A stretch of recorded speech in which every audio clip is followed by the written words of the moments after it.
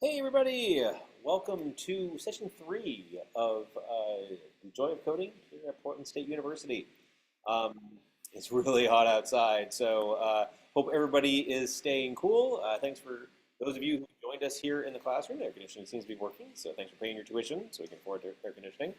Um, we got some good stuff lined up for tonight. So last week the focus was just getting off the ground, getting started, and so then we did things like create a GitHub repository. We broke ground on the koans. We sort of made sure everybody's environment was set up for getting you used to using the fundamental tools of the course, like Git and GitHub, like being able to run Java programs both on your local machine and on the PSU machines, just getting it off the ground. The focus of this week will be to get you starting to write Java programs. Tonight, you're going to see me write some Java code based on test scenarios that you define, and I'll be applying something called test-driven development. And so I'll be showing you that and talking about how that works in practice. And then on Wednesday, we're going to see more test-driven development, but we're also going to get an introduction to your first project. And so then we're going to talk about the project itself, and we're going to talk about how to some of the requirements around what it takes to submit it and what you do in terms of testing it and then documenting it. So lots of exciting stuff coming up this week. I do encourage you to participate fully in both classes, whether you're here in the classroom or remotely, so you can get off to a good start here. First, before we dive into test room development, though, I want to open up a Prime Minister's questions, where if there's anything that's on your mind here as we get started, anything that's been left over from the last week or over the weekend, if you're doing some work that you just wanted to check in on, I'm happy to answer any questions. Yeah. Oh, yeah. Yep.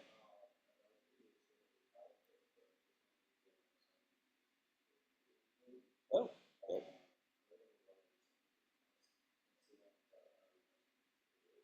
Yes. Oh, excellent. Okay, great question. So thanks for getting ahead on Project Zero. Just to be clear, Project Zero is not required, right? That's sort of like it's all bonus stuff. Good, good, good. Want to make sure you're clear on that. And as a matter of fact, we're going to be coding up Project Zero as a class tonight, so it'll be really cool to like combine what you've learned. Actually, you're probably going to be awesome with the activity that we're going to do because you've really thought about the problem a lot. So I think you have a lot of the test cases in your head already. So that's great. Now, and actually you countered a common and actually a very valuable error to learn about. So just for anybody who didn't hear, he wrote some unit tests, and we'll learn about unit tests tonight. And he got an error while running them saying that the JVM exited prematurely. So probably what happened is that he had a unit test that called system.exit that exited the VM. Did you like have system.exit in your code? Oh, it was. Oops, I should take that out then. Good to know. Okay then. Um, oh yeah. Wow. Okay, I thought I'd taken that out before. Good to know. So yeah, one of the things, and we'll talk about this on Wednesday, that your code shouldn't do is call system.exit because the unit test can't handle it, which kind of makes sense, right? You want to run a bunch of tests, and if one of them exits the VM, well, the rest of them aren't going to run, and that's not what you want. So then the JUnit framework that runs the tests issues a particular error um, if the one of the test calls ends up calling some code that calls system.exit. That's probably what you're seeing. But if you want, during break after class, we can take a look just to make sure that's the situation. Thanks. Yeah, that's really nice. Questions? Yeah. Yeah.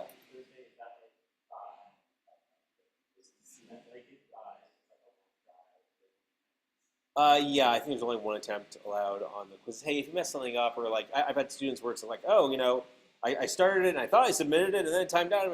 Just let me know. I can give you another attempt and stuff. But yeah, the intent is that the quiz is is for you to do. So set aside whatever it is, 20, 30 minutes, whatever the maximum is, to make sure that you can go through it. There's a couple of short answer questions. The first quiz is all about Git, and yeah, and thanks for bringing that up. It is due before class on Wednesday, so before 6 p.m. On Wednesday. So be sure to do that if you haven't done so already.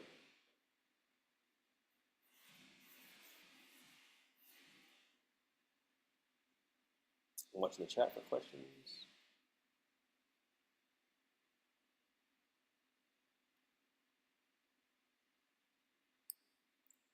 Um, How are the koans coming along? Okay, hope people are getting into them. Anything surprising that you've seen so far about the koans, about the Java language? Anything that was either unfamiliar, or it's like, oh, it works that way, or things that maybe you just want to let me know about, or maybe your fellow students know about?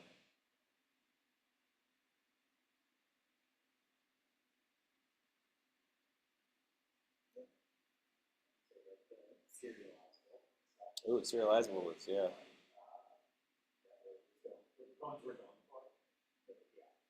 Yeah, I don't remember the details of that, but yeah, and it's kind of that's one of the advanced ones. That's one of the final ones I think is about serialization.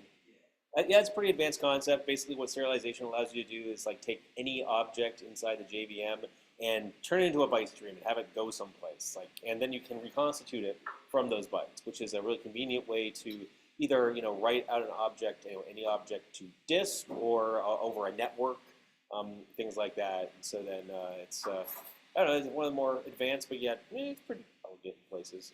Things way to do something that's actually pretty complex.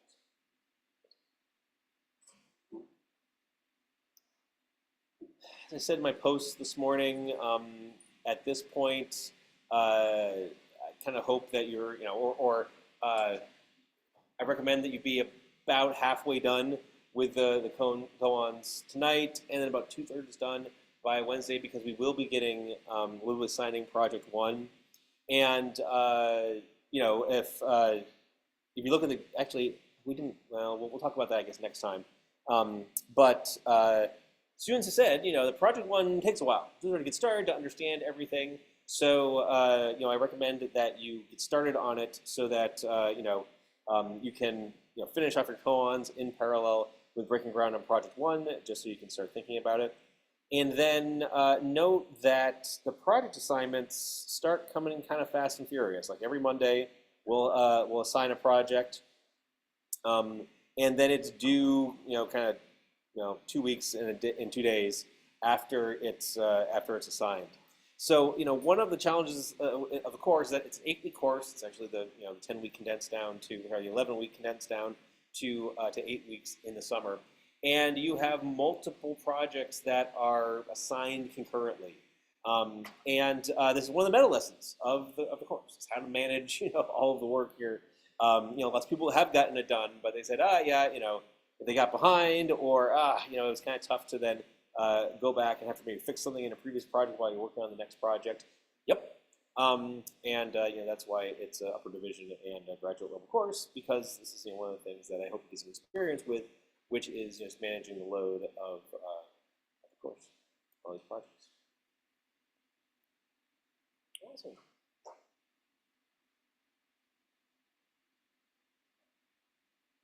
Anything else for Prime Minister's questions? Anything else you'd like to ask? Anything on your mind?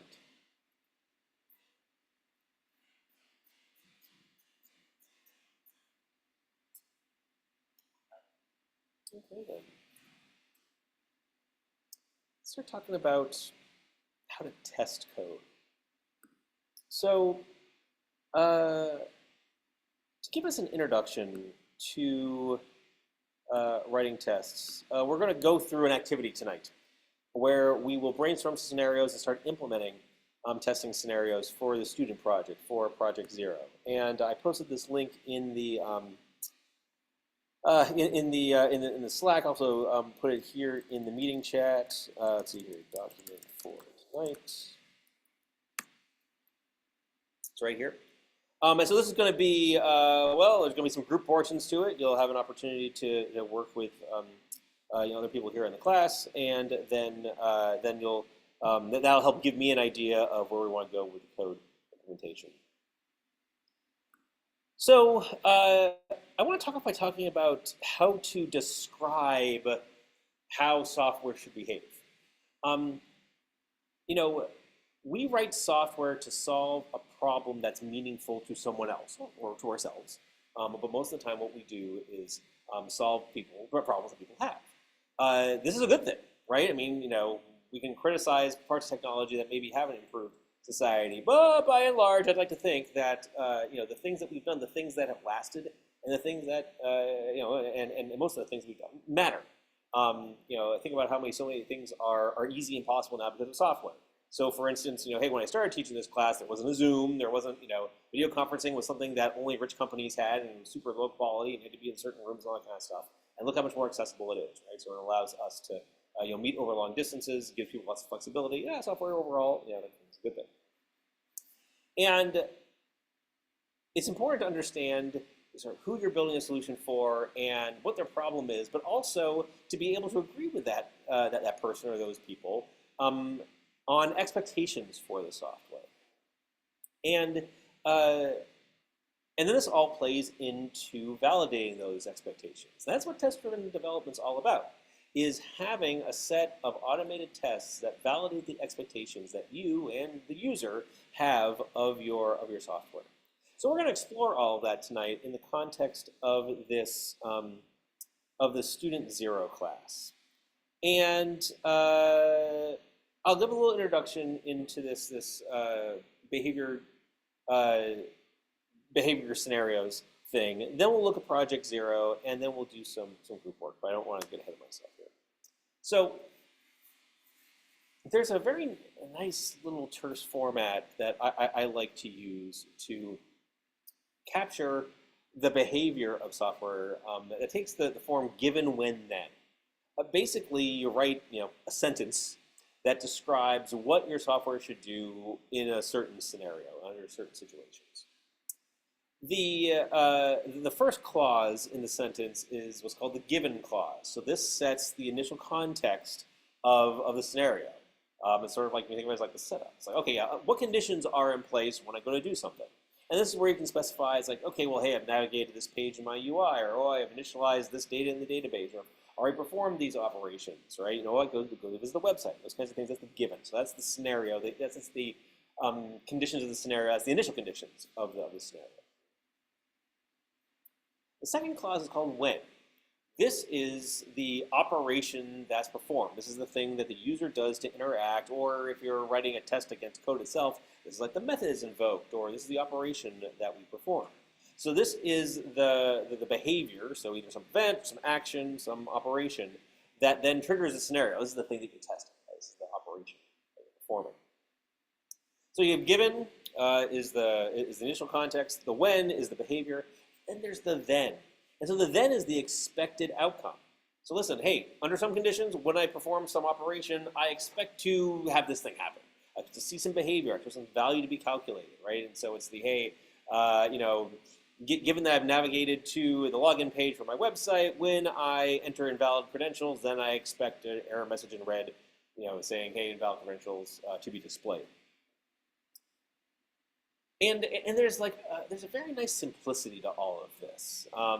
You may have learned about all sorts of other ways to describe behavior, requirements, documents, and big heavy things, which have their place, but it's always hard to code against. It's always hard to say, well, what are the individual interactions? And what I like about given, when, then is that it's very specific. It does capture something that's real, that is real world, that is true, that is representative, but it is in a very compact format. So we'll be working with given, when, then scenarios tonight, and I think we might see some again later on in the class. And I encourage you to use given, when, then scenarios in your own coding. So as you brainstorm, hey, what does my project need to do? What are the test cases I need to write? I find that structuring your thinking around given, when, then helps a lot. So, given, when, then is quite popular, especially in certain testing circles. And because it's in plain language, you're writing a sentence, writing English, it's much easier for people who aren't developers, who aren't used to reading a programming language, to be able to consume them, to provide feedback, to collaborate with on them. And so then this makes them really quite powerful. Additionally, there are a number of tools out there, a couple popular ones, something called Cucumber and something called JBehave, that allow you to express your given when scenarios in a way that can be read by a program and then executed. So what you can have is these executable acceptance tests, is what they're called, that ultimately can be consumed by both someone who is a developer who writes code to implement the scenario, and someone who understands the specification, perhaps someone who is a user themselves, or someone who represents the user or advocates for a user inside of your organization. Really cool stuff. It's something that you may encounter in your travels. I don't go into details about it in the course, but if something that's interesting to you, please explore it. I want to give a shout out to the people that are credited with developing this, like Dan Turhorst North, and also Martin Fowler has a really good and appropriately deep definition of given when then exploration of it. If you want to learn more. So what we'll be doing tonight is brainstorming some given when then scenarios for this Project Zero for the student class. And so now let's take a couple of, well, actually, I'm sorry, before we do that, any questions about given when then or behavior-driven development? Has anybody encountered this before? Has anybody seen this? I'm just curious if you get exposed to it in other classes. Does the unit testing class talk about it? Maybe taking the unit testing class here? No? Yeah, cool. It's only new. Good, good. Let's open up the student project and talk about this. Now, I believe we created this, or you saw me create this project last week sometime, and it was just an example of creating it. To be clear, this is not a project that you need to do.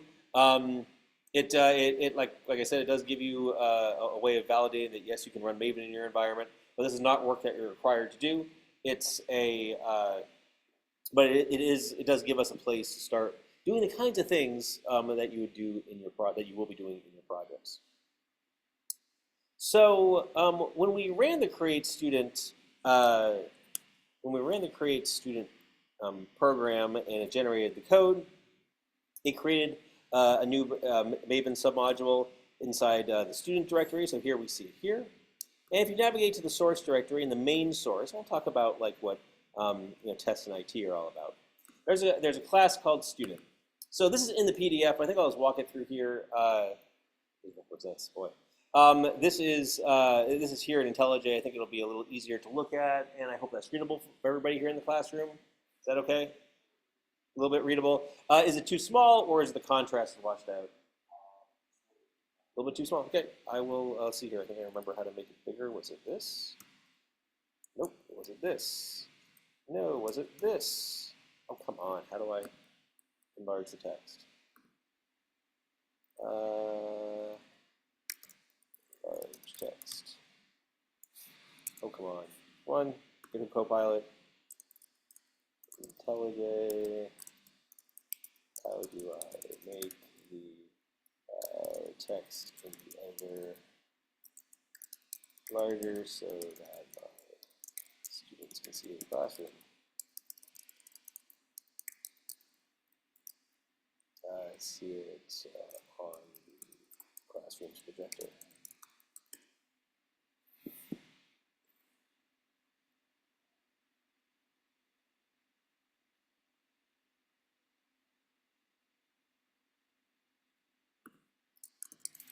Is there a keyboard shortcut on the Mac?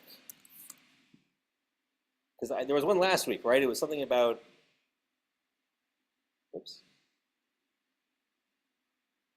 Did it ignore my question? Oh, wow. Okay. Whoa, sorry, go back. Anyway, it was something like mouse wheel.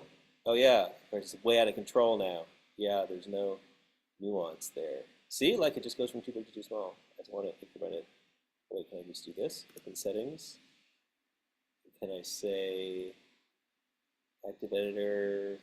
Yeah, there was a keyboard shortcut last week. There's something about greater than. It was like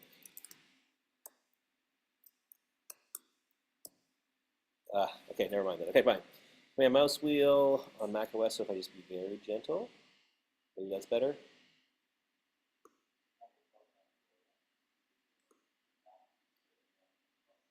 I don't think Command Plus actually does that. No, or at least on my whatever keyboard shortcuts I've got, Command Plus doesn't seem to be doing it. Hopefully, maybe it works on yours.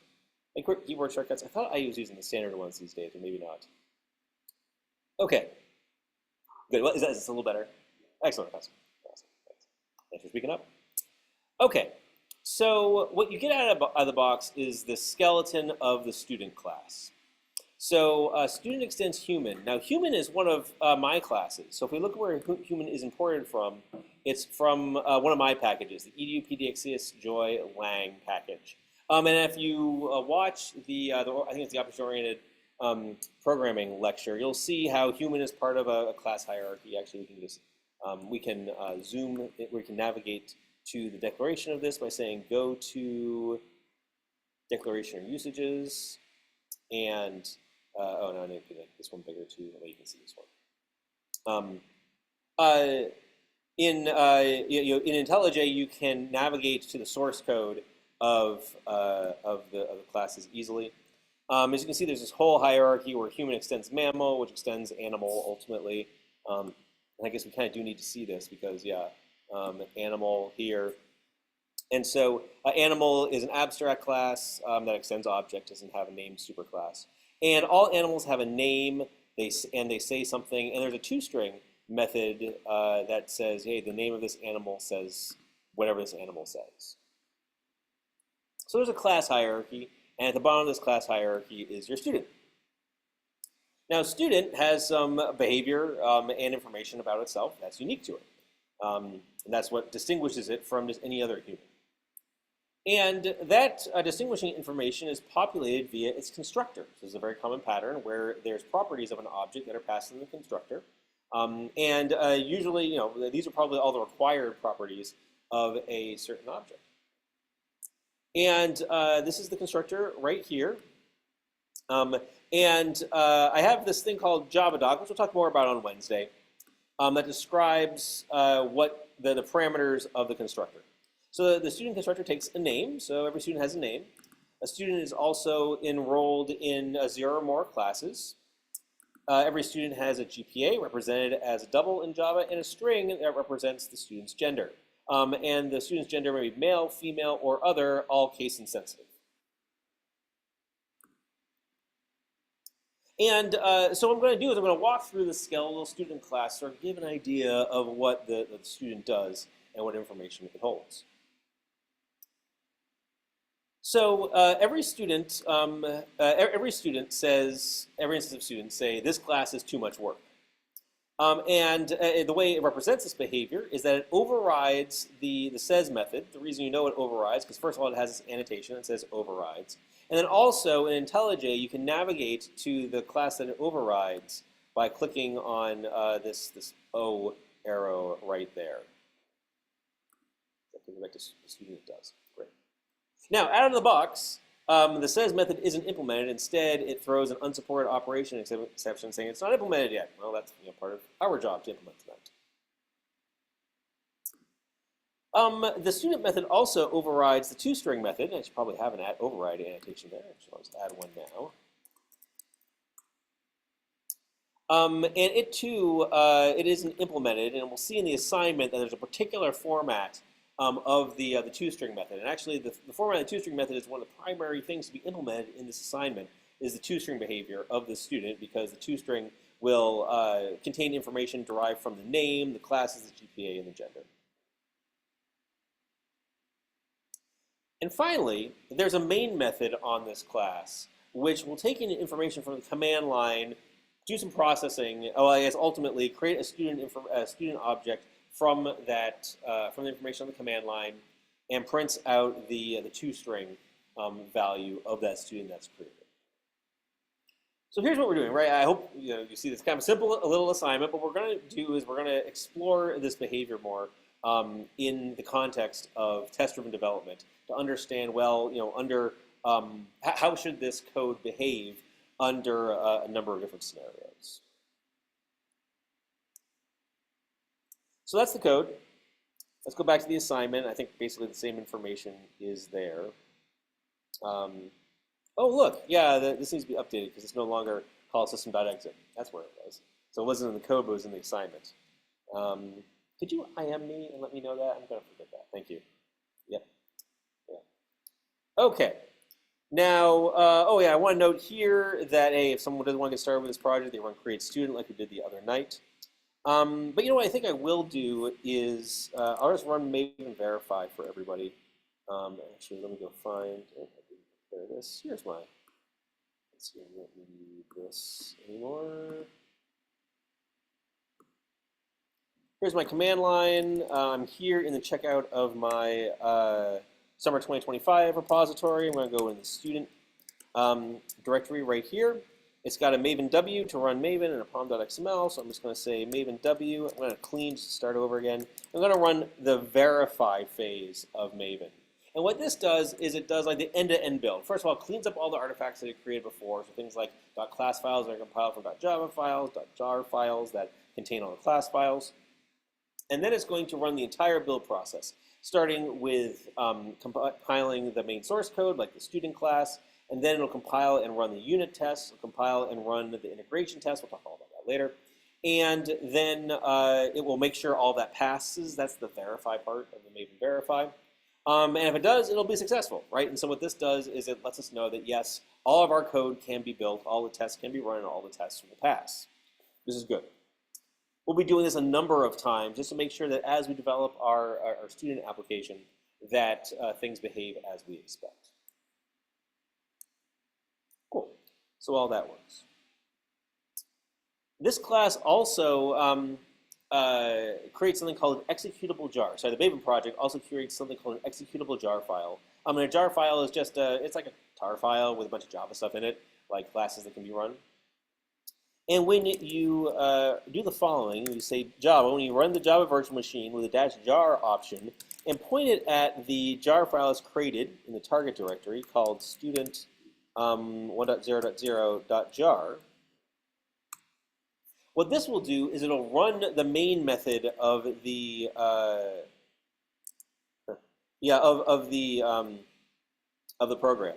Actually, missing command line arguments isn't like the best thing because that's kind of confusing because like how do you know it's not Java complaining about that? So I will say, how about just missing information about the student? Thanks AI, that's where I want it. Yep. Okay. I just changed my source code. So now what I'm going to do is I'm going to rebuild. The application. I just want to rebuild the jar file for now. Actually, no, I don't. I'm going to run Maven verify again. So I changed the source code, and now I'm going to run Maven verify so that I can build the jar file again and run it, and then get an error message that I think is a little bit more sensible. I should change that in the archetype from which it's built also, the template. So I'm running everything again. I've made a change to my code. I want to make sure everything still runs. Oh, it doesn't run. Something failed. A test failed because invoking main with no arguments prints missing arguments to standard error. And it said, oh, I expected a string saying missing command line arguments, which is what it used to say. And now instead it returns missing information about the student. Oopsie. So I changed my code and I broke a test. Nothing wrong with this. It happens all the time. Let me go fix that test. The student IT test. The student integration test. Don't worry if that doesn't immediately, if you don't immediately understand what that means. We will be talking all about this later tonight and on Wednesday. Gonna run Maven verify again.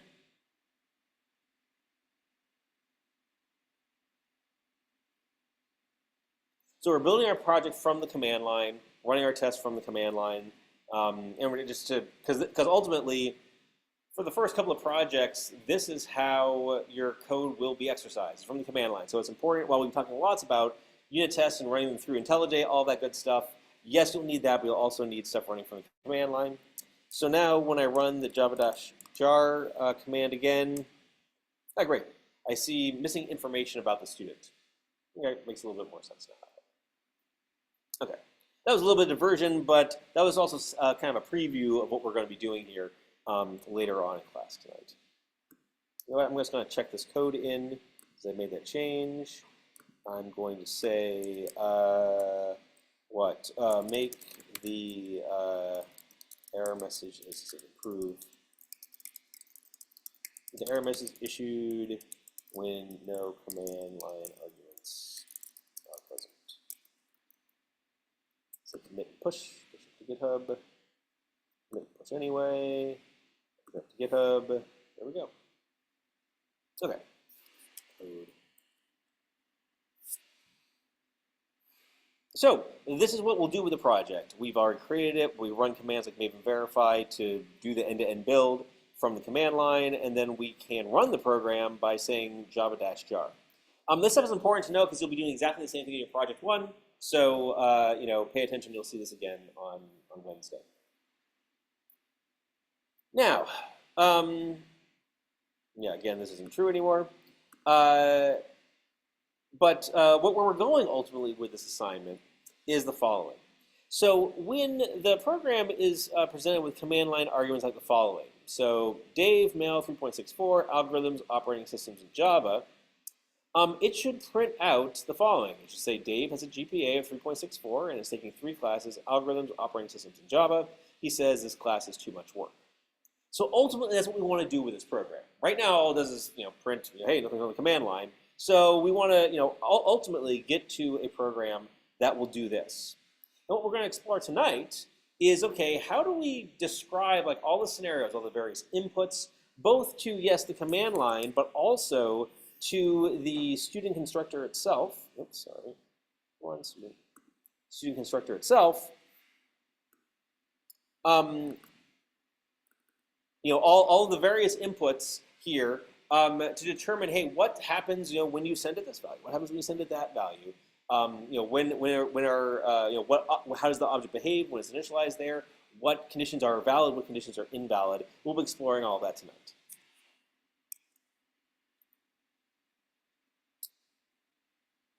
So roughly speaking, I wanted to just pause here to check to see how people are doing.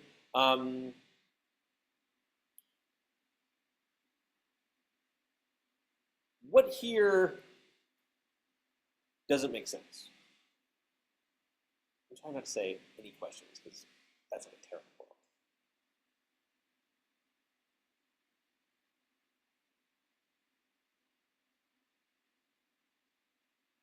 So far, so good. Okay, let's get going then on.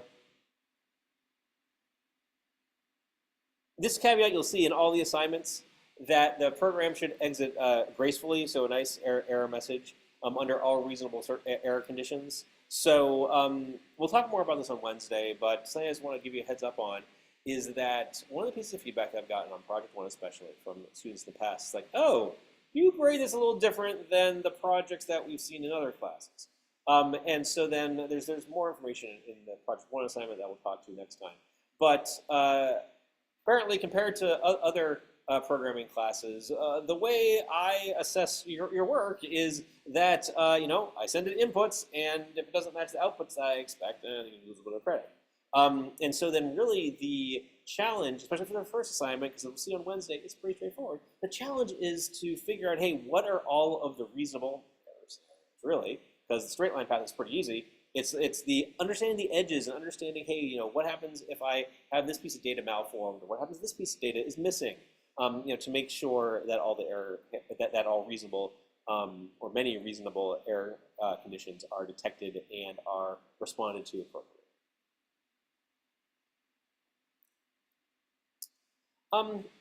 Before we dive into the code, I would like to take an aside to discuss and acknowledge something that I learned along the way. I've been using this assignment for many, many years. And for a lot of that time, I modeled gender as, I think it was a Boolean, saying like, are you male or are you female? I don't remember exactly how it worked. And a student came to me, a student named Casper, and said, I've got a problem with this program because it doesn't work for me. I can't test this code on myself. And right there in that moment, I sort of understood the importance of serving your user and understanding who it is that's using your code, and how very inadvertently, and Casper, cast no aspersions on me, I had developed a feature. I developed a specification that that didn't work for them. So we had a really great conversation. And I captured the output of that conversation here. I won't read all its entirety. I would appreciate it, and I do recommend that you read over it because for me it was a very important lesson, first and foremost in software engineering. That's what I do with my profession. But it was also a good lesson in the experience of other people and realizing that if I'm looking to serve an audience, I need to understand who they are, who they think of themselves, how they portray themselves, and the importance of making sure that I produce software that resonates with them, that they feel is for them. And in response, I made an important evolution, a small but important evolution to the project to make sure that is more realistic, that more people can use it. And so then, with Casper's advice, I added the ability to provide a third gender option of other to student, and not model student as the gender as a Boolean, but as something that can take more values because that is realistic and resonated very clearly and was very appropriate for Casper. And so even though this happened many years ago now, it's still a lesson that I take with me and one that I wanted to share with you before we dive into the implementation. So that is the assignment. So ultimately what we're looking to do here is implement a command line program that when it takes these arguments, it uses the student class to ultimately create a student object whose toString value returns the following. David's GPA of 3.64, has taken those classes, and he says his class is too much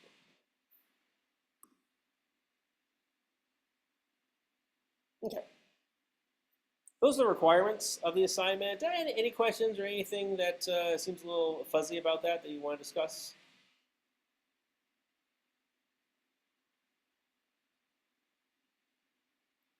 Yes. Okay. So here in this Google Doc, as you probably saw, I've got these two big old tables. These tables I put together to capture these given when-then scenarios. And there's two tables. One is for the scenarios for the student class itself, so the constructor and the says method and the toString method and things like that. And then the other one are test scenarios for the command line program.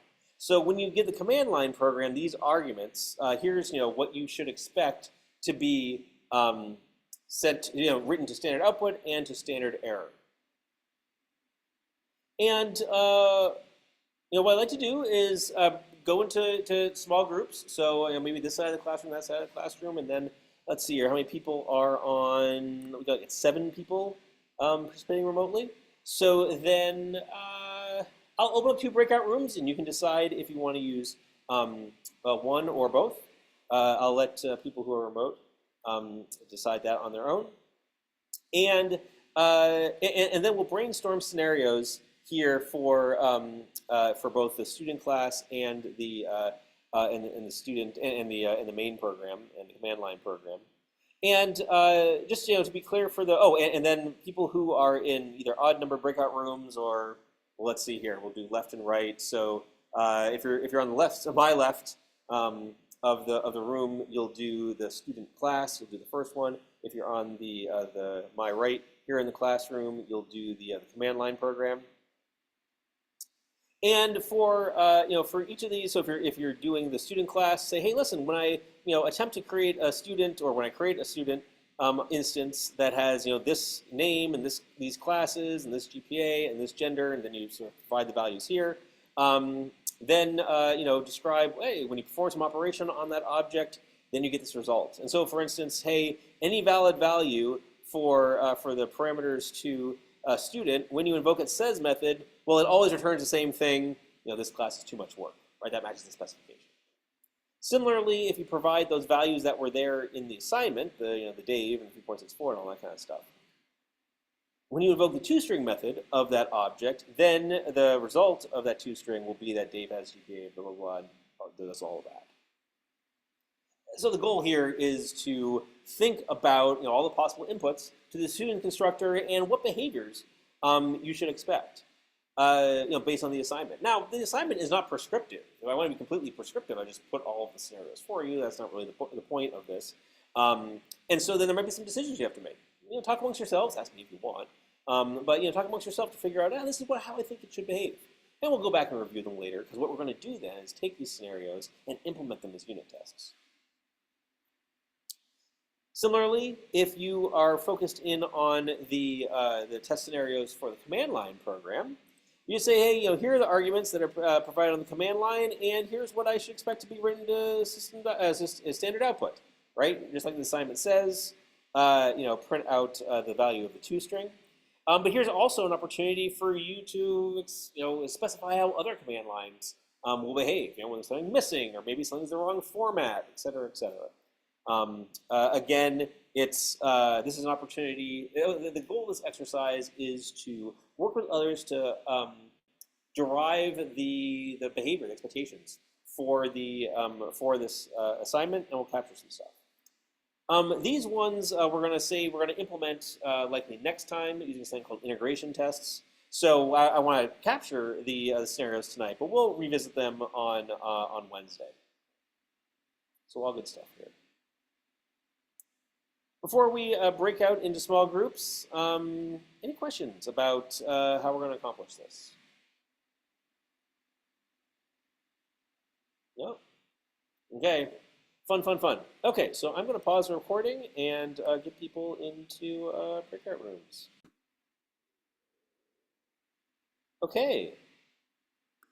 Awesome. Hey, I just want to take a couple of minutes and review some of the things that you've done, talk about the experience. So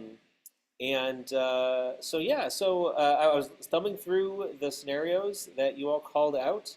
For those of you who are working on the constructor, so I think that was the left side of the class and probably the people in the breakout room.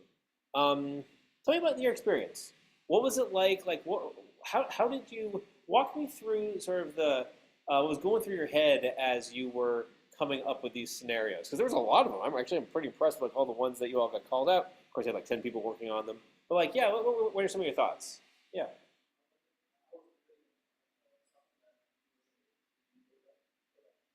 Ah, yeah.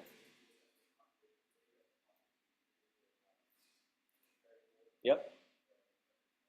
Oh yeah. So thinking about the cleanliness of the data, and then it sounds like you also had this realization where wait, because we're dealing with the code, there are constraints on the code. You always are going to have 4 values, and your double is always going to be, or your GPA is always going to be a double. Where if you're thinking about the command line, yeah, it's in a string that gets right, okay. So yeah, so understanding the constraints of the data, which then I think it helped you focus in on probably what are more realistic. Or maybe more, I wasn't not real, so much realistic as it is almost happy path, which is good, I think, and fine, because, yeah, there are fewer things that can go wrong with the constraints. Nice. Any of the folks remotely have anything, who are working remotely or on Zoom, have any observations they want to share with the class?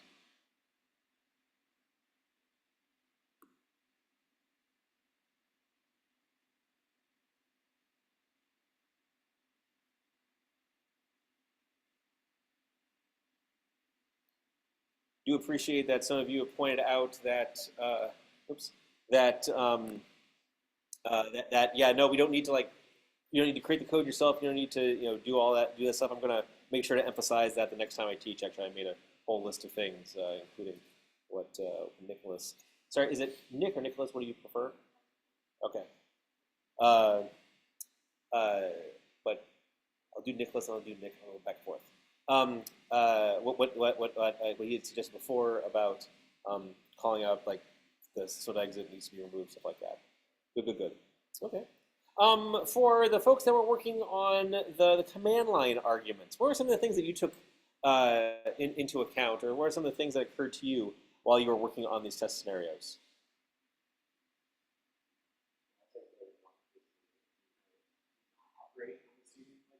Right, yeah, you're everything's a string. You can have whatever day you want. So yeah.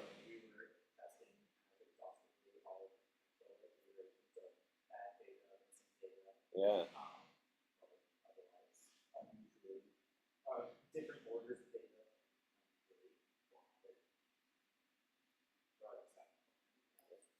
and I love the test case in Spanish. Like no one's ever done that, but it's like, yeah, right. Hey, what should happen? Can it, ought the program be able to detect, somehow know that what you're, entering or you're working in a Spanish language locale and adjust accordingly. Super cool. Don't forget to implement that or not, but that's great thinking, right? To understand, hey, again, that's back to what I was saying about gender. It's like, hey, who are your users? How do you, want to make, how can you make sure that your program resonates with everybody who you want to serve? Actually, more than who you want to serve, it's who can be served by your program, by your software. Sweet. Nice, nice, nice. Yeah, duplicate classes. Yeah, great, awesome, very creative. Hope this showed you how you can explore a problem, because on Wednesday you'll be getting project 1, and I encourage you to do the same kind of thing on your project. Do it by yourself, but to say, hey, as I provide it with different command line inputs, as I look at a class like the ones that you'll be writing, hey, what are some of the various inputs? What what is validated, what is invalidated? Nice. Okay, any additional thoughts on this activity? Well, let's take this time for a break. Let's take 10 minutes, recharge, and then we will dive into learning about test-driven development. We'll start implementing these behavior scenarios. Hey, welcome back, everybody. So at the first part of class, in the first part of class, we explored these test scenarios. And we talked about the student program, and then we worked in small groups to brainstorm various scenarios of what ought to take place, what we should expect from our student program, both from the constructor for the student class and then from the command line program. Really awesome stuff. I'm looking forward to implementing this stuff shortly, but now I want to talk about test-driven development, how to take these scenarios and write code that validates them. And there are lots of good reasons to do this, lots of benefits. But first, I want to start off with a little video here. Oops. From a tech thought leader named Uncle Bob Martin, not Bob Martin, who goes by Uncle Bob, who has this nice little demonstration. It's kind of old, it's a super old version of IntelliJ and stuff like that, but it shows test-driven development and especially the red-green refactor cycle very effectively.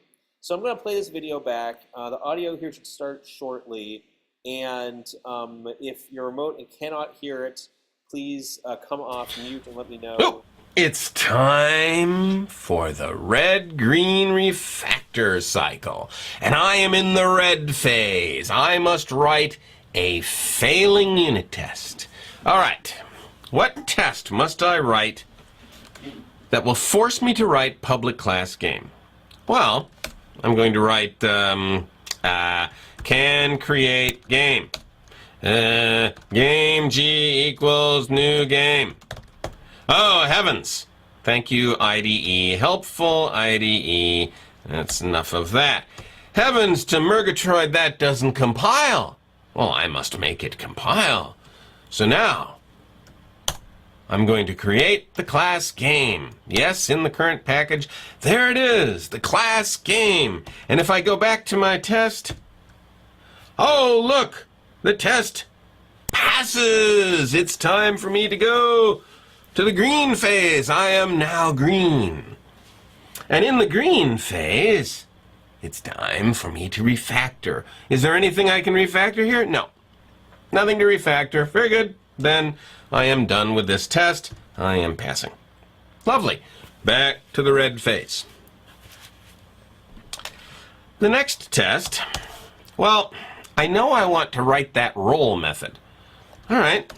Test can roll. Oh, heavens, I need a game. Game G equals new game. Lovely. G dot roll. What should I roll? Well, let's roll a 0. That doesn't compile. Okay, time for me to focus on making it work. I'm going to create the method roll. Ha! Look at that, roll. And it should take a pins. This is lovely. And I believe that that will pass. Because I'm not actually testing anything. Oh, time for me to refactor. I've got a passing test. What's to refactor? Oh, goodness, I've got duplicate code here. Duplicate code. Well, I better take that and refactor that out. I'll create a field named G. I will initialize it in the setup method, which of course I don't have, but this will create. I'll keep it private. Lovely. So now I've got a nice setup method. It's going to create the game. It'll put it in the private field G. Can create game is now empty because, well, it doesn't do anything. And I think I can get rid of that line of code in can roll. And all of this should still pass. It does. I think I can get rid of that empty test now. This is common, by the way. You write a test just to delete it later. Lovely. Next most interesting test case. Back to red. Well, what can I make fail now? I got to write the score function. But I can't call score until I roll a complete game. Okay, so here we get into some of the technicalities of test-driven development. When you must write real code, you write the simplest real code you can. In this case, I'm going to have to roll a complete game. What is the simplest, most degenerate complete game that I can roll? A gutter game. Let's roll the gutter game. Okay. 4 int I equals 0, I less than how many balls in a gutter game? 20. I plus plus. G dot roll 0. That will roll 20 zeros. That is a gutter game. And now we will assert that the score is 0. Oh heavens, that doesn't compile. I must make it pass. Excellent. I will make this compile. It should return an int. I'll have it return a -1 because I still want to see it fail. It should fail. Yes. And now I will make it pass by returning a 0. This is stupid, but it's also easy. And I have now seen my test both pass and fail. I know my test works. It cost me nothing, but I now know that my test will fail if I don't get a 0. Well, that was nice. What is the next most interesting test case? Or is there any refactoring to do? No. Next most interesting test case. Happy caught him. Oops. That's an introduction to the red-green refactor approach to test-driven development. What did you observe in that? What stood out to you? Oh boy. What stood out to you in that little coding session that was recorded there?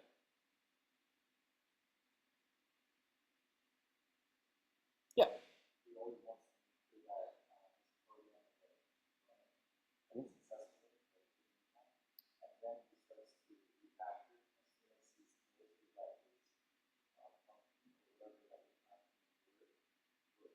Yeah, right. So yeah, like we called out there, like he's always running his code. I mean, he only went a couple of seconds, literally, right? If he went back and looked, it's like, yeah, every time he ran those tests very often, he would type like 2 lines of code and he would run the test. Yeah, that is a key aspect of test-driven development. You get rapid feedback, and that you work in little baby steps, right? You work in the smallest batch possible, and what that does is it gives you confidence that the state of your code is as you expect. And there's a lot of power there. I'll be talking more about that. Great, yeah, great observation. Yeah.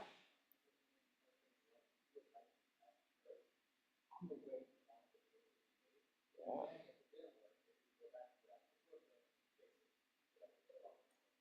Right, test-driven development, test-first development.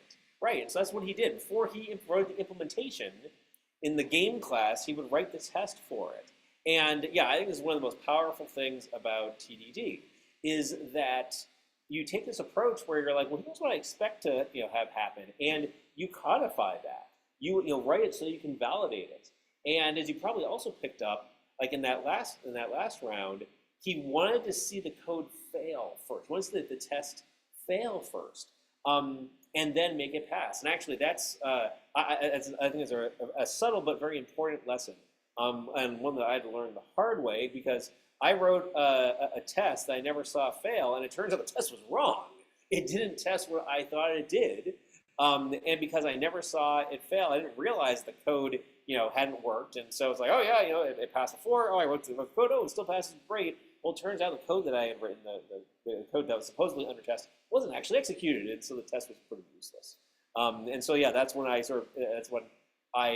realized that I had to have the discipline of writing a failing test first, then watch it pass. Yeah, yes, then make it pass.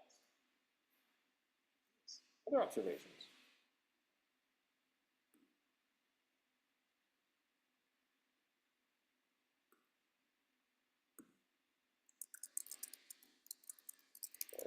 Side conversation here. Cool. Okay then. Well, let's start doing it. I'm going to share a different way and not have like the optimize for sound or anything like that. So we don't need all that. Okay. Well, cool. So now here's what I want to do. I want to start implementing some. Oh, actually, I want to say a few more things, don't I? I have some. There's some more points to make here about the red-green refactor cycle of TDD. So, testing doesn't come natural, and I don't know. Maybe there's TDD has been around long enough, and maybe your cohort of software developers will be exposed to it early enough in their careers that it does come naturally. But for most people, it doesn't. For me, it didn't come naturally at first, and I was like, oh wow, this is really powerful because I wrote fewer bugs. And actually, this was like a super important lesson that I learned early in my career, where it's like, I'm the new guy at work, and I don't want to develop a reputation as the guy who the person whose code is buggy in the first iteration when they start sharing with people. So I was like, well, when I wrote tests, it wasn't buggy because I found the bugs before someone else could. But it took me a little while to get there because, and it's not terribly unexpected because, hey, we want to solve the problem. We don't want to have to test this problem to solve, but I don't know, I've got to the point where I realized that's one and the same.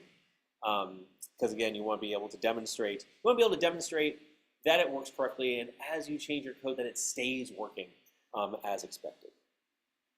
So there's some good reasons to consider a different approach, or maybe consider a wider approach to writing your code. And so then for me, TDD is all about finding and fixing bugs. And so then we'll talk much more about refactoring later in the class. But part of TDD, as you saw, is refactoring. Refactoring is basically cleaning up your code as you go. And as I hope you realize from what you saw, just the same way you can test in little bitty batches, you can refactor in bitty batches. But the result is the same, right? You have code that is working and is easy to read, expresses what it does, is structured in a way that makes sense, uses terminology, names, things like that, that also are appropriate. So there are a couple of simple rules that that apply to TDD that you saw Uncle Bob do and you'll see me do also. So you're not allowed to write any production code, so the code under test, unless you're making a failing unit test pass, right? So then what you'll see me do, and I think a lot of people scratch their heads at first, why is he doing that? Is that, I'll know what I need to write in the future, but I'm not going to write that code unless I have it and it makes a test pass. Which means that, all of your code has 100% coverage, or basically 100% coverage, because it's always being tested by code. Nor are you allowed to write any more code for a unit test than is sufficient to make it fail. Right, so you don't want your unit test to be too complex either. So just write enough to make that one scenario fail. And if you've got more scenarios, great. Keep them down. That's why we have the whole Google Doc. Yeah, keep them down there. Don't worry, you'll get them. Get to them. Make a little note for later. Oh, and note that compilation failures are also failing unit tests. So make the code compile, and then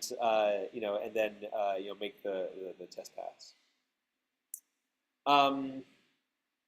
And also in this, ideally you only ever have one failing test at a time. And so again, like the production code that you write is just enough to make that one test pass. So this might seem like, gosh, really constraining. It's like, oh, come on, I've been writing code for years now, and like, why have to do this? I want you to experiment with it, right? It's part of what you're here to learn, right? It's college. Go nuts, do test-driven development. Because what I found is that by like just having the discipline, you write better code and actually end up going faster. It also helps you do things like context switches. You're not working in big batches and stuff like that. So again, just to reiterate that red-green refactor development cycle, you start out by writing a failing test, right? You want to see the red. Ah, okay, good. Thing it isn't passing yet. You want something that's simple but still useful. Then you want to make it green, and make it green by implementing just the minimal amount of production code that it takes to pass that test. And then take a step back and refactor. Look for opportunities to improve your code. Have you, duplicated some code? Have you, now that you've written the implementation, does the terminology you're using still make sense? The variable names still fit the purpose? Are the method names as good as they can be? And then after you refactor, you run your suite of tests again, right, to make sure you haven't broken anything. Because sometimes when you refactor, oh yeah, you break things. Well, the awesome thing about having a suite of unit tests is that it gives you immediate feedback that you've broken things. Because it's a lot easier to fix a problem that you introduced 30 seconds ago than 30 minutes ago or 30 days ago. So basically, and then you continue the red-green refactor cycle until you can't think of any more tests to write. And that's how you know you're done. When all the tests that you can imagine are passing and your code has been refactored, you're done. You can step away. And this is another really powerful thing about TDD. Because otherwise, how do you know when you're done? And I think like what my instincts were was like, I'll just keep writing more code. Oh, look, I can add this, I can add this. Like, well, wait a second, did you really need to? Are you now inventing more features? Is this something that's really necessary? And so then also, it ends up being more efficient and more effective than like writing all of your code and then dreaming a bunch of tests and then going back and making a third pass refactor. If you work in a continuous cycle of red-green refactor, you get to the end sooner with a lot less toil. So anyway, again, you end up with this code that's nicely factored, a whole suite of tests that validate that it's working the way you expect and stays working the way you expect, and it makes it easier for you to then augment and modify that code. And you're going to be experiencing that here in this class because we're going to work on a multi-phase project. And the code that you write, starting on Wednesday, you're going to be using on the last day of the course. So it helps to have a suite of unit tests to make sure that you have a broken.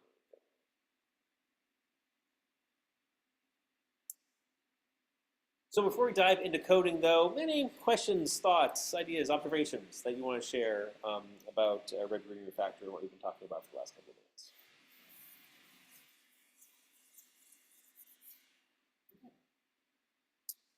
So I want to go back to our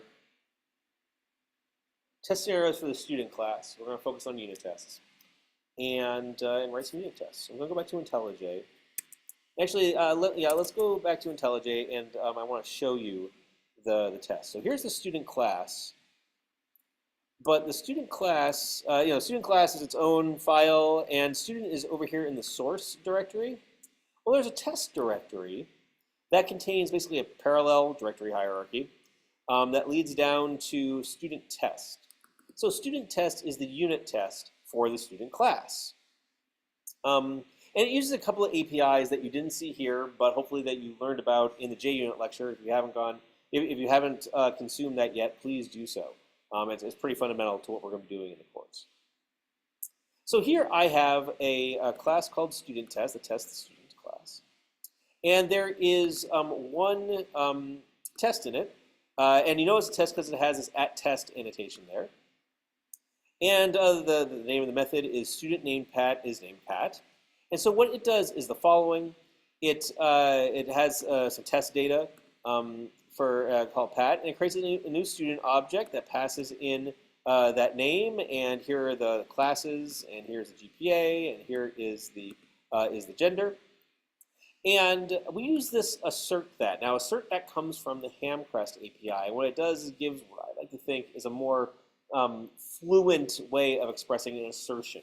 So an assertion, and we saw one in the video, but an assertion is a statement of truth, just like you saw in the koans, right? So very much like what you saw in the koans about like assert true, there's a set of methods called assert that that says, hey, listen, I'm going to assert that, or I expect that when I call get name on this pat object that I created, that the result will be equal to the name that I passed in, saying, hey, student.getName from this student ought to be name. And this is what you do in a unit test, right? And it's kind of given when then, right? So like, your given are these two lines. Like, hey, given that I've created a student with the name of Pat, when I call pat.getName, then I expect that name, the result of the getName method, to equal the name. So this is how you codify the behavior scenarios. That's what we'll be doing shortly, is taking those scenarios and writing tests for them so that we can automatically validate those expectations and assumptions that we have in the code. Okay, does it affect the runtime of the code with assert? Oh, that's a very good question. This code in the test method is completely separate from the production code, from the code under test. Sorry, the code under test. So no, it doesn't. So you might be calling out the assert keyword. Java has an assert keyword. There's also an assert in C and C++ too. That's a completely different mechanism. And actually, do not use the assert keyword here. It won't do what you think it does. And we get into the details of the assert keyword in probably one of the Java language lectures, probably when I'm talking about exceptions or something like that. So you can go learn more about it there. But Tim, that's a very good observation. This code won't be run at runtime. This is run during build, right? You run all your unit tests before the code leaves the factory, before you deploy it to the production environment, right? The whole idea is that these tests are validating the application before it gets sent to the user. Right, and so you have confidence that it will work as you expect. And if the user does encounter something unexpected, if you have a bug in your code, then you can write a test that reproduces that bug, and then you make that test pass, and that means you fix the bug, and that means it's ready to go back to the user. So IntelliJ has excellent support for JUnit. Here in the margin, there are these green play buttons that will run the test. And so then you can click on that. You can also debug. We'll see debugging later in the course. We can run the tests. That will compile the code and run the tests. It might take a while because it's the first time I've done it tonight. Things are probably still warming up. But yeah, so this is IntelliJ, which knows how to compile the code and run the tests, and everything passed. So you can see green check marks all around. I'm going to say, show me the past ones, and it'll say, yep, student name Pat has passed. So this is good. We are starting from green. So I'm not going to wear one of the silly hats like Uncle Bob does. I'm not a silly hat guy. My head is silly enough. I don't need a hat. So instead, we are going to write a failing test. And the first failing test that I want to write comes from this document here. So I think let's just do number 1. So a student created with any valid value, when their says method is invoked, it always returns a result. This class is too much work. So here's how I'm going to implement that scenario. So first of all, I'm going to make a method that is annotated with test. I'm going to say all students say that this class is too much work. Oh, Copilot, thank you so much. Let's take a look at it. So it creates another student named Pat, and it says, okay, assert that Pat says this class is too much work. Yep, I like that. I'm going to run this.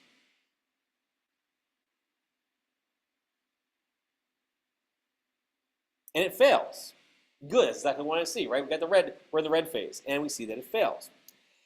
It fails because, let's see here, it got an unsupported operation exception not implemented yet, and it prints the stack trace. Thank you very much, IntelliJ. So it's saying, hey, it was calling the student test, the all students say this class is too much work. Here on line 28, I can click on that. It says right there, oh, and IntelliJ has underlined the says method in red because it has thrown this exception. And now there we go. Then also here on the stack trace is the student class line 34. I can click on that and bring me right to it. Sure enough, the says method is currently implemented to throw an unsupported operation exception. Well, that's not what I want. What do I want?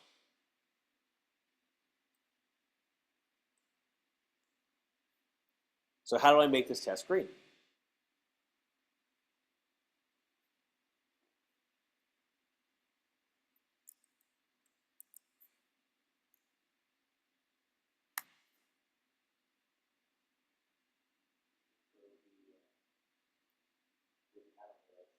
Yeah. Yes. So let's see here. I think it was this class is too much work. Yeah. Return. Come on, Copilot. Are you going to do it? This class is too much work. There you go. Nice. By the way, it's okay to use Copilot. I'm curious what your experience said.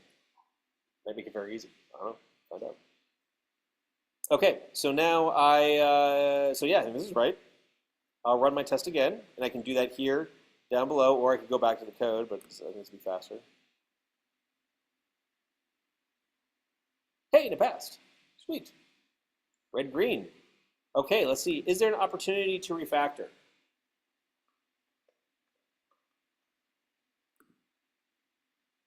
Anybody see an opportunity to refactor?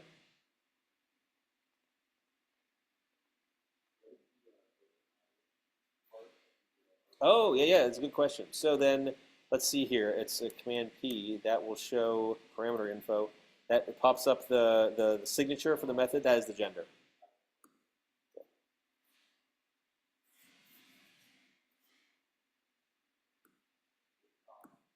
Yep.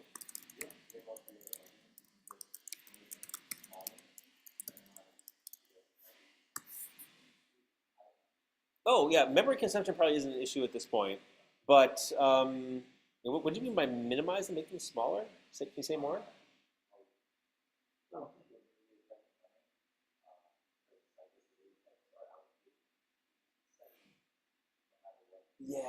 Yeah, and yeah,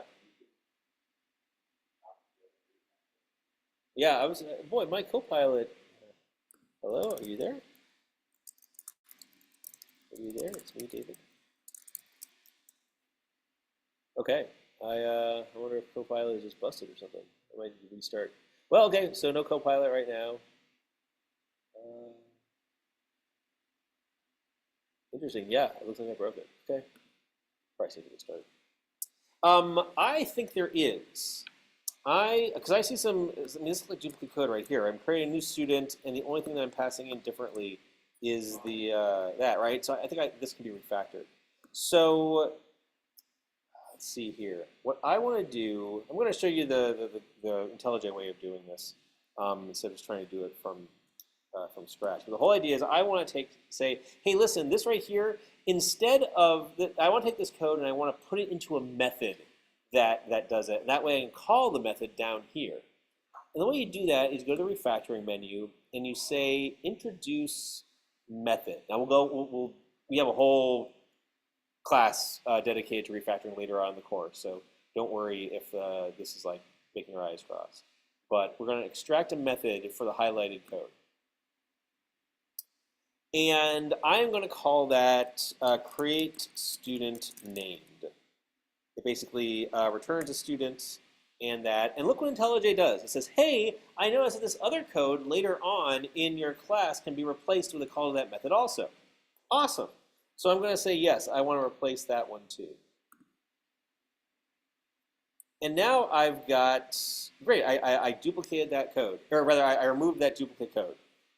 And IntelliJ created a new method for me. So I think it's only refactoring that's there. Okay, so for the red, the green refactoring. Now, after I've refactored, I want to go back and rerun all my tests. I'm going to do that by clicking the run next. The run next to the whole class. That'll rerun all the tests. Just to make sure they still pass. They should, but I want to make sure. And it's really cheap to do so. Right, do a couple of seconds. Excellent, they do. Awesome. Okay, so I think I've implemented a test. Any other refactorings that you see before we go on to identify our next failing test?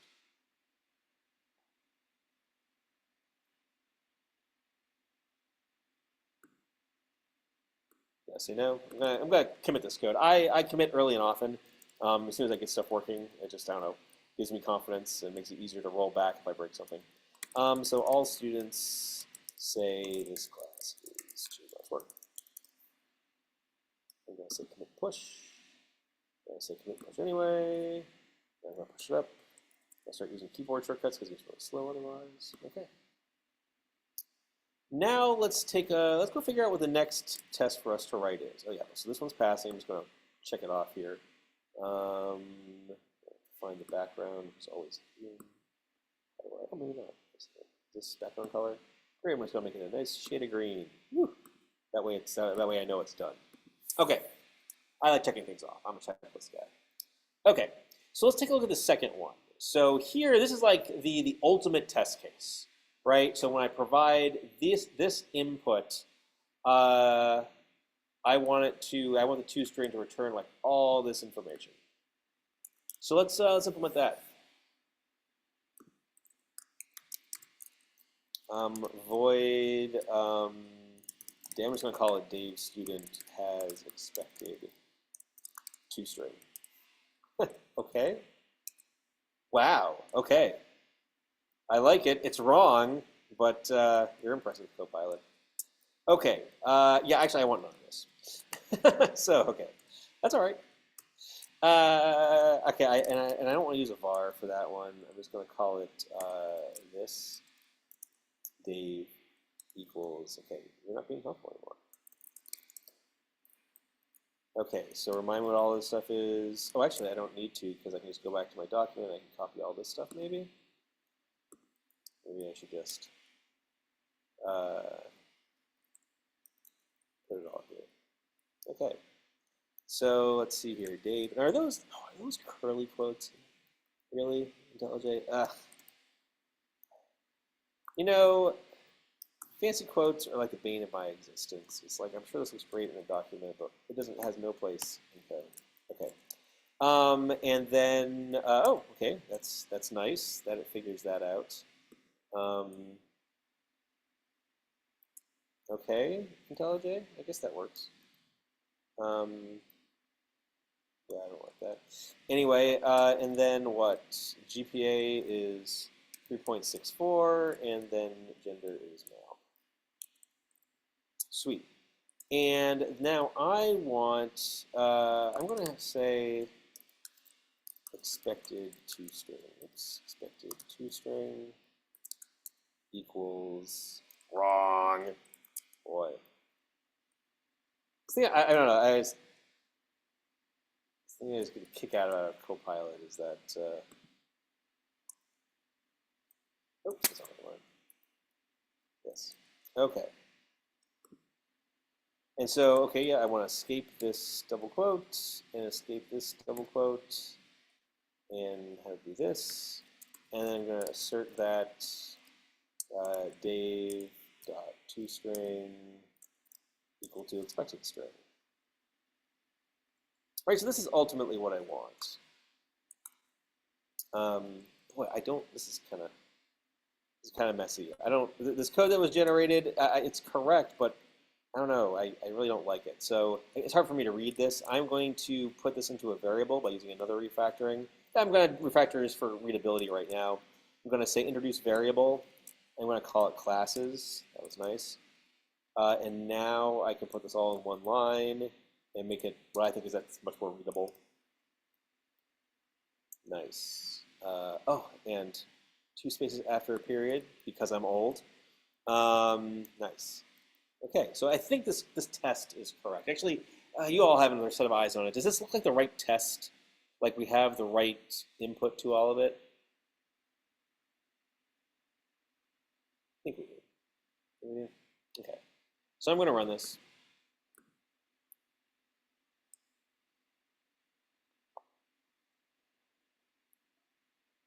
Okay, and it fails because, yep, sure enough, toString hasn't been implemented yet. Okay. Now, for me, this is like the ultimate test of the code. And I'm not even close to having this ready, right? I mean, this basically has all the functionality implemented already.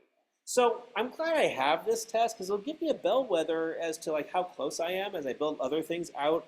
But this is something I just want to keep in my pocket. So this is a test that I want to make sure it still stays compiling, but not one that I want to run. So what I can do here is I can add the @disabled annotation from JUnit to say, hey, listen, this is a test. Don't run it though, right? It's not ready to be run yet. But I want to leave the code here. I just don't want to comment it out because that way, if I change something about the API or whatever, I want to make sure it still compiles, even though I know it's not going to pass for a really long time. So this is just like a technique that I use. So just to give me an idea of, hey, here is the end game. Here's where I want to go. Okay. So let's see here. And oh yeah, red green refactor. I don't know if we have anything we can really refactor here. I already pulled out those class variable, make it a little bit more readable. Yeah, I think this is okay for now. Okay, so I'm going to commit this code. I'm going to say added a test case for Dave student.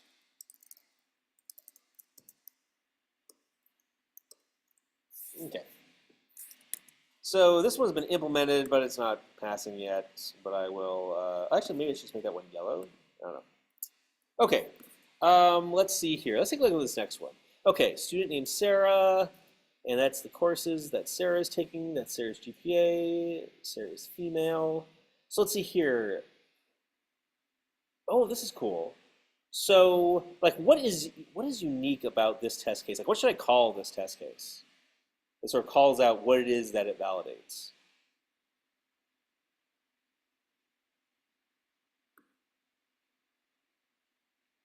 I mean, I think, oh, the fact that it's 3.50? Oh, yeah, okay. I kind of like that. Okay, yeah, so cool. The test here is that the GPA is printed out with 2 digits of precision. Okay, yeah, let's go with that. That's cool. Um, yeah, that's a good test case right there. Okay, so oops, I didn't go to public GPA. Let's see here. ToString has 2 digits of precision for GPA. Oh wow. Stop. Okay. And another thing that you'll notice about me is that I have super long method names for my tests. But I like that because I think it's very descriptive. I'm going to err on the side of having a descriptive name than making the reader guess, because I'm probably going to be the one that reads it. And I've lately, I have really come to appreciate the value of removing toil from my work, which maybe is another say I'm getting away. Maybe it's another way of saying that I'm getting old and lazy. But it's like when I want things to be easy. Also, it's like I'm coding at 8 o'clock at night. You probably noticed that like my first post this morning was at 5 a.m. Or right, it's like I get up in the middle of the night. Anyway, but it's like I want things to be easy, and so for me, like having taking an extra 5 seconds to have, or maybe 10 seconds to like have a super long name that's descriptive saves me 30 seconds of scratching my head later on. So for me, it's a win. Okay, so this is all very nice, but it's not the test case that I want. I wonder if, is IntelliJ is, so let's see here. What can I say? Create a student with this info.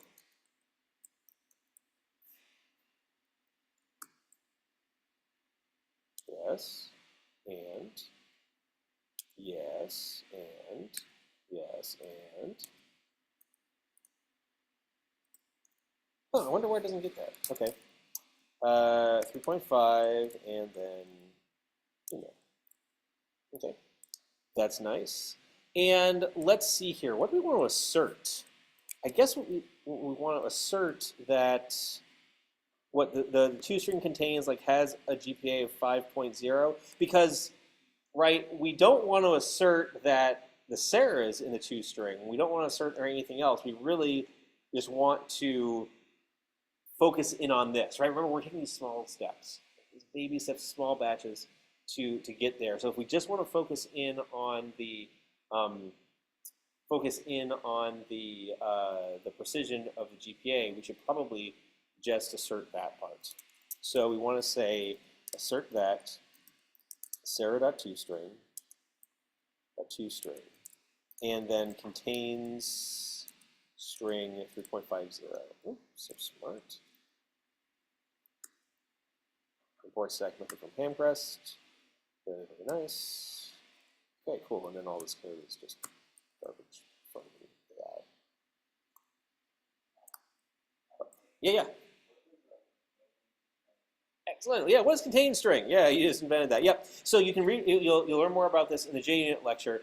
But in the Hamcrest API, there are these things called matchers. That's basically what is the second parameter to the and basically you can say, hey, listen, this basically asserts that the string returned by this toString contains or has a substring of 3.50. Actually, it's not just 3.50. It really should be has a GPA of 3.50. But yes, that's what it does.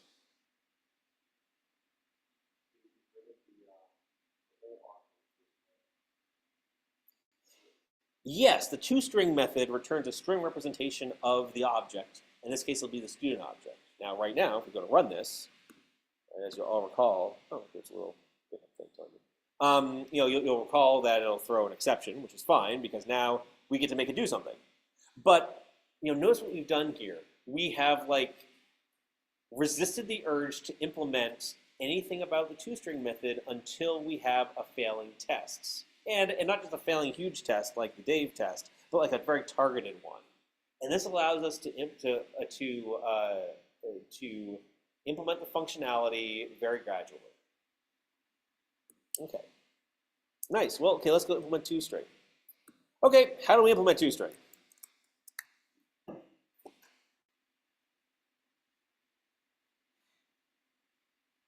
Let's see here. Well, we know that toString needs to has a GPA of. So, and again, we're being minimalist here. So like everybody's listening to Philip Glass music or something, right? So yeah, what was all that? That's not bad, but it's way more than I want right now. That's cool. Okay. Let's get rid of some of this. Oh boy, this is that's kind of nice. So that's a lot, and it actually even told me how to format it, which was good because I was going to have to look that up. So thanks AI, that was kind of nice. Okay, what happens if we run this? Let's find out.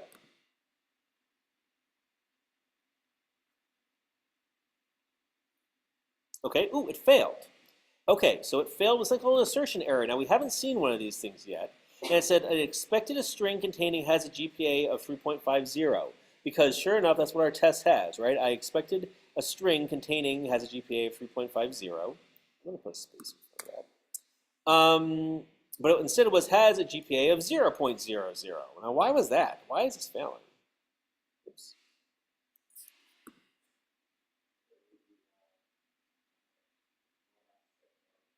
Oh yeah, the AI was like, here, just put in 0. Okay, well, that's nice.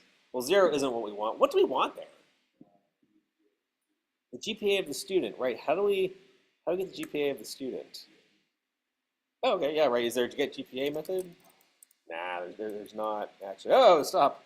Okay. Again, you're not helpful anymore, AI. We ultimately want the value that's passed into the constructor to be available to the toString method. So how do you think? So how are we going to do that? Okay, you are getting an error. Actually, here's what I'm going to do. I'm going to split screen this. I'm going to put the test over on the right so you can see them side by side. Okay, so ultimately we want the GPA that's passing up here in the constructor. So how do we get the GPA from the constructor down to the toString method?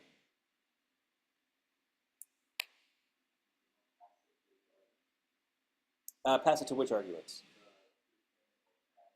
Well, toString. Oh, good. Yeah, right. Can we just add it to the parameter of the toString? Well, you can't actually because this overrides the toString method from object and you can't add parameters and still have it override. So, okay, good. Like you're thinking.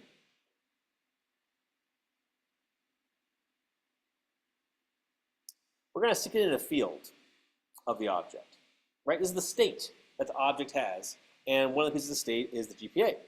So we're going to do the following. We're going to create a new field here, and we're going to have it private. Oops, we're going to have it private, and it's going to be double GPA. Look at that. Oh, even calls the grade point out. Isn't that nice? That's not useful. Okay, and now we're going to assign the field. So this dot GPA, yep, equals GPA. But when I say this dot GPA, this refers to the field GPA. This refers to the parameter GPA. This is a common pattern that you see me use. I have a field with the same name as the GPA, or the same name as the parameter for the constructor. Going back to the declaration, IntelliJ is telling me that this private field is assigned but never accessed, and the private field can be converted to a local variable. Oh, also that GPA may be final. Well, we're going to get to that later, actually. We'll get rid of those warnings in the refactoring stage. Let's just get the unit test passing. Oh my gosh, I'm really getting a little angsty because we haven't seen the test pass recently. So, okay, here back in the format, the number we want to format is this dot GPA. Yep, that's exactly what we want. Good enough, thank you. So now let's run it.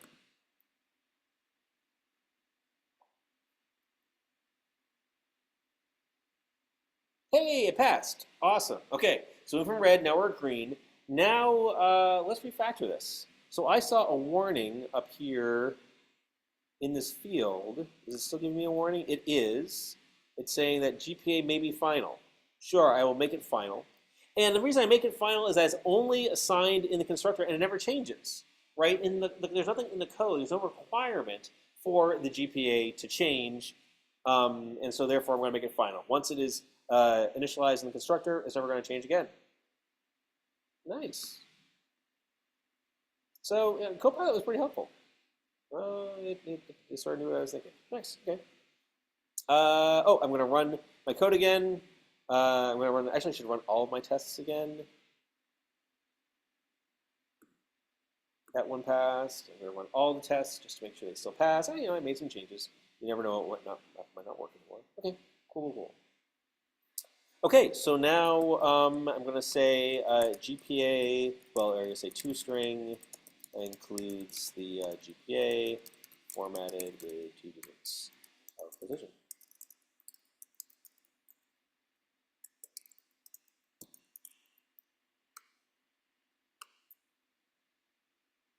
As you can see, I also have commit messages which are sensible, not just made test pass. Okay. What's the next one?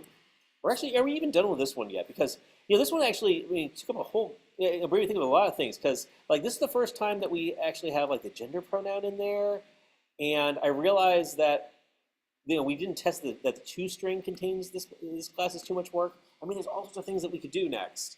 So I kind of want to iterate on this one a little bit because I think this is a really insightful test. Let's see here. I think the next easiest one, I think in my mind, is making sure that the toString contains what they say. So this test is too much work.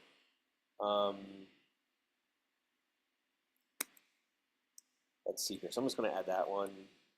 I guess you can all pretty much imagine what this one's going to look like, but we can do it anyway. toString contains what student says. Student says.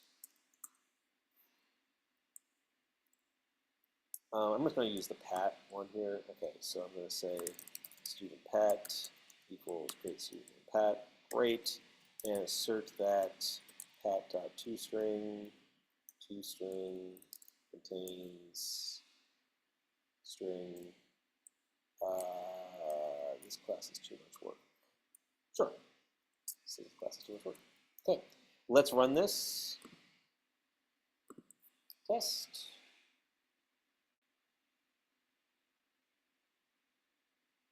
Okay, expected a string containing says this class is too much work, but instead has a GPA of 0.00.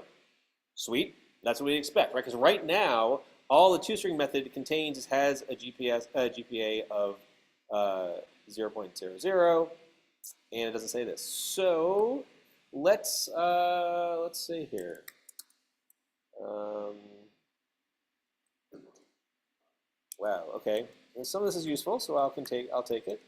So let's take all this out, and then yeah, I think that's sufficient. Now this is clearly it's sufficient, but it is not ultimately correct. But that's okay. Again, this is one of those situations where it's like I want to refrain from implementing any more than I have to just to make my test pass. Even though, yeah, this isn't the way it's going to work out in the end, it's all right because I know I'll get there. But I have to write a unit test first. Okay, well, that was pretty straightforward. Do we see any more opportunities for refactoring or anything? Yeah. Oh, yeah. Yes. Test third. Yep.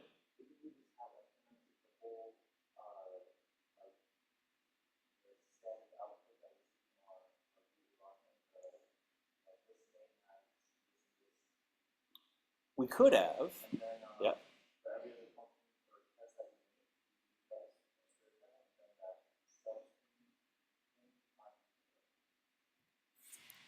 I'm not sure in Grok. Here, let me uncommit this and let's explore that for just a minute here. Because you might be onto something. I like it. Okay, so let's see here. All students, well, let's see here. Two-string says. Yeah, okay. So, like, walk me through what you're thinking, but like, talk in code. Because, okay, so we're looking at the Dave. Yeah. Yep. Yeah. Uh-huh.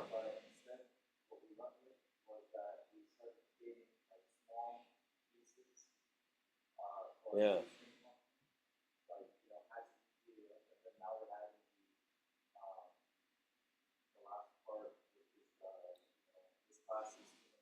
Yep. Okay.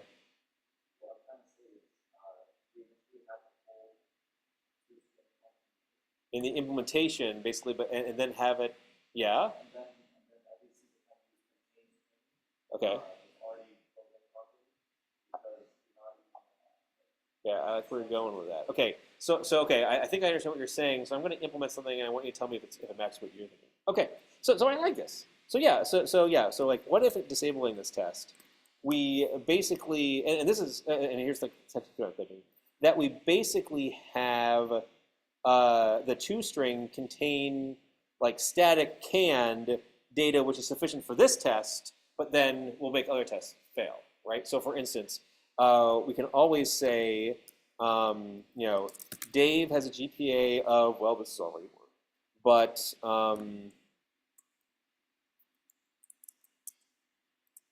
like, sorry, one more. There you go.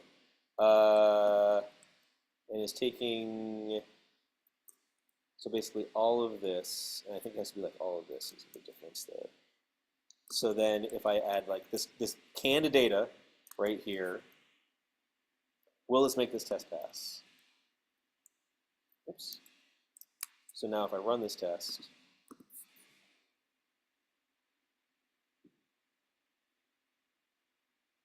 will it pass? Ooh, it passes. Is that what you were thinking? Yep.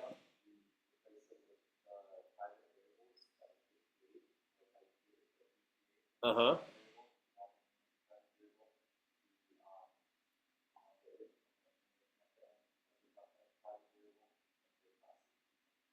We could do that. I would argue, I think Uncle Bob would agree with me, that that's too big of a step.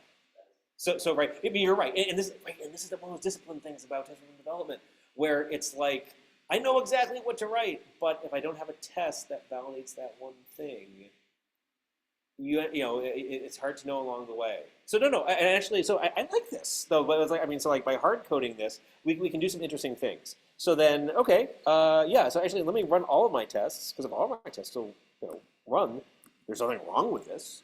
What I've done, and actually, this is very common. You saw him sort of do that with the.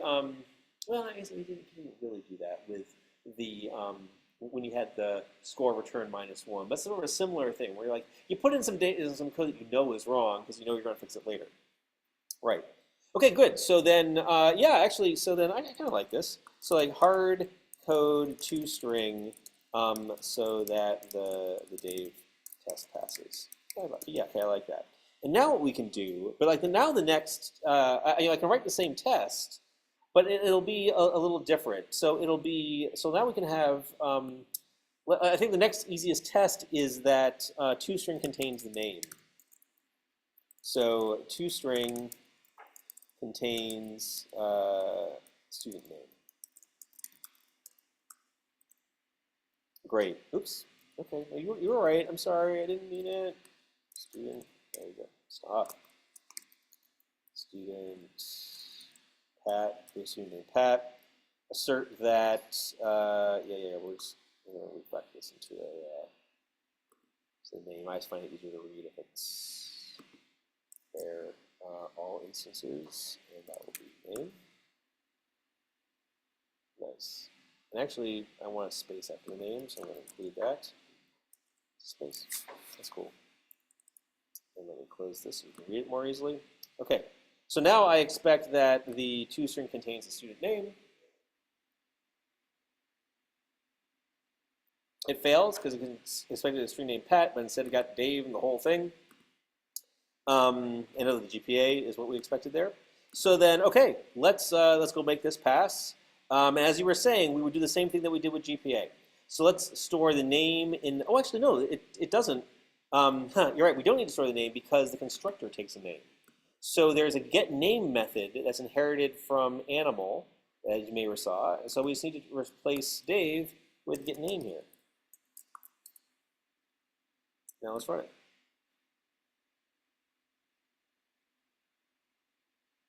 Nice.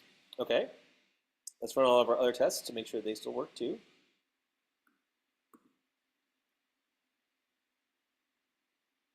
Nice. And there you go. Okay. This is a perfectly valid thing to do.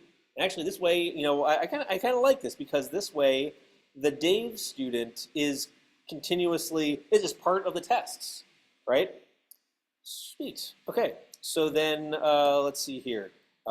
Include name in toString. Okay. Let's see here. Gosh, we've only got a couple of minutes left. Let's do next the number of classes. I think that'll be the next easiest one because then we have to do like the pronoun and we have to do the classes. And, yeah, wow, okay. So then, right. Okay. So now let's have number of classes. Number of classes. Oh, it's toString contains number of classes. And sure. And then it got the GPA, and then there's no, sure. And then assert that Dave.toString, yeah, IntelliJ is fighting with itself. Contain string is taking 3 classes. And I'm just going to leave off all of this because we're not going to have that. Well, actually, we will. Dave's a bad example here because this is going to pass, right? Because we've hard-coded all that stuff. So, okay, maybe having hard-coded Dave just makes us have to think more. Although it's a good reminder of why we should, right? This isn't valid TDD because I don't see the test fail. So I got to make the test fail. I make the test fail by just changing different data. I'll just give it 2 classes instead of 3. And so it's not really the same Dave anymore. So I'm taking 2 classes, and so then this isn't going to be Dave. This is going to be, well, I don't know, we'll call this somebody else. We'll call this People Dave. And the lazy Dave is only taking 2 classes. So then, right, there's a guy that looks just like me, but he's got a goatee and eye patch and everything like that, right? That's the good Dave.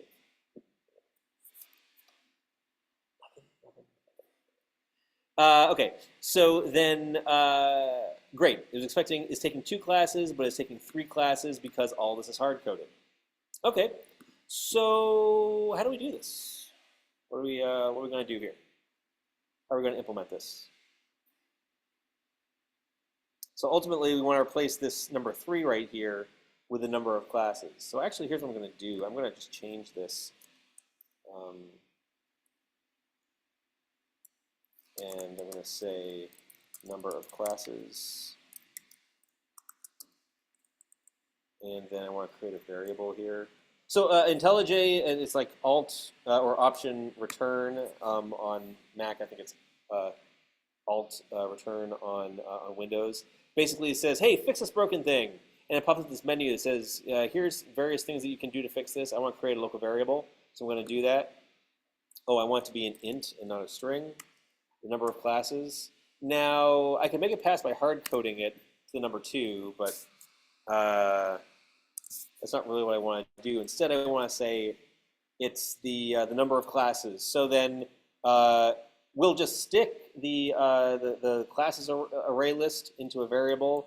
We'll call it this.classes size. That's nice. Guesses it right, but it doesn't know what this.classes is. So we'll just put it up here. We'll say this.classes equals classes. And again, you can use IntelliJ's magic Alt enter to say, yes, create a field in classes and student, and there's the preview. It's going to be array list of strings. Gorgeous. Yep, that's exactly what I wanted. And now if I go back to my toString method, I can see that it's happy. Okay, now let's give this a try.